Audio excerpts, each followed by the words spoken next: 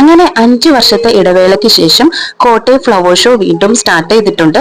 Nagampadam bus സ്റ്റാൻഡിന്റെ opposite ഉള്ള ഗ്രൗണ്ടിലാണ് flower show.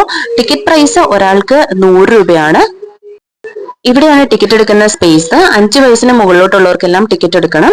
Ticket അടിച്ച ശേഷം നമ്മൾ എൻട്രൻസിൽ അത് കാണിച്ചിട്ട് അകത്തേക്ക് കയറുകയാണ് ചെയ്യേണ്ടത്. നമ്മൾ കയറി വരുമ്പോൾ തന്നെ നമ്മൾ കണ്ടിട്ടുള്ള വെറൈറ്റീസും അല്ലാതെ ഹൈബ്രിഡ് വെറൈറ്റീസ് ആയിട്ടുള്ള ചെടികൾ അവരെ വെച്ചിട്ടുണ്ട്. പിന്നെ ഇതിന്റെ ടൈം വീക്ക് ഡേയ്സ് ആണെങ്കിൽ 3 മണി തൊട്ടിട്ട് വൈകിട്ട് 9 മണി വരെയും, വീക്കെൻഡ്സ് ആണെങ്കിൽ രാവിലെ 11 മണിക്ക് സ്റ്റാർട്ട് ചെയ്യും, 11 മണി തൊട്ടിട്ട് 9 മണി വരെ ആയിരിക്കും ഇതിന്റെ ടൈം. ഇവിടെ ഒരുപാട് ഫോട്ടോ സ്പോട്ടുകളൊക്കെ ഇവര് അറേഞ്ച് ചെയ്തിട്ടുണ്ട് നമുക്ക് ഫോട്ടോസ് ഒക്കെ എടുക്കാൻ വേണ്ടി. അതുപോലെ ഇതിനുള്ളിൽ ഒരു ഐസ്ക്രീം കോർണർ ഉണ്ട്. ഇവിടുത്തെ മെയിൻ ഹൈലൈറ്റ് എന്ന് പറയുന്നത് സൂര്യകാന്തിയാണ്. അത് നല്ല രസമുണ്ട്. പിന്നെ റോസ, അങ്ങനെ എല്ലായിനം ചെടികളുടെയും വെറൈറ്റീസ് ഇവിടെ ഉണ്ട് പല കളറിൽ. എനിക്ക് ഇവിടുത്തെ ഏറ്റവും ഇഷ്ടപ്പെട്ട സൂര്യകാന്തിയുടെ സ്പേസ് ആണ്. ഒരുപാട് സൂര്യകാന്തികളുണ്ട്. നല്ലൊരു സൂര്യകാന്തി തോട്ടത്തിൽ പോയ ഒരു വൈബൊക്കെ നമുക്ക് അവിടെ കിട്ടും.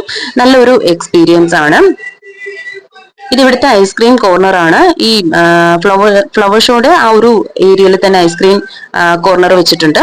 പിന്നെ ഇത് നമ്മൾ കയറി ചെല്ലുന്നത് ബേർഡ്സിന്റെ സെഷൻ ആണ്. ഇവിടെ അധികം ബേർഡ്സ് ഒന്നും ഇല്ല, പക്ഷെ കുറച്ച് കിളികളെ കാണാനായിട്ട് പറ്റും, ചെറിയ കിളികൾ. അത് വലിയ കിടിലല്ല, പക്ഷെ എന്നാലും നമുക്ക് മൊത്തത്തിലൊരു രസം തോന്നും. പിന്നെ അതുപോലെ തന്നെ ഇവരുടെ സ്റ്റോളുകളുണ്ട്. സ്റ്റോളിനകത്ത് ഹോം അപ്ലയൻസസ് ഉണ്ട്, ഫർണിച്ചേഴ്സ് ഉണ്ട്. അങ്ങനെ നമുക്ക് എന്തെങ്കിലും പർച്ചേസ് ചെയ്യണമെങ്കിൽ ഡിസ്കൗണ്ട് പ്രൈസ് ഉണ്ടെന്നാണ് ഇവർ പറഞ്ഞിരിക്കുന്നത്. പിന്നെ ചെടികളുടെ വിത്തുകളൊക്കെ നമുക്ക് മേടിക്കാനായിട്ട് പറ്റും.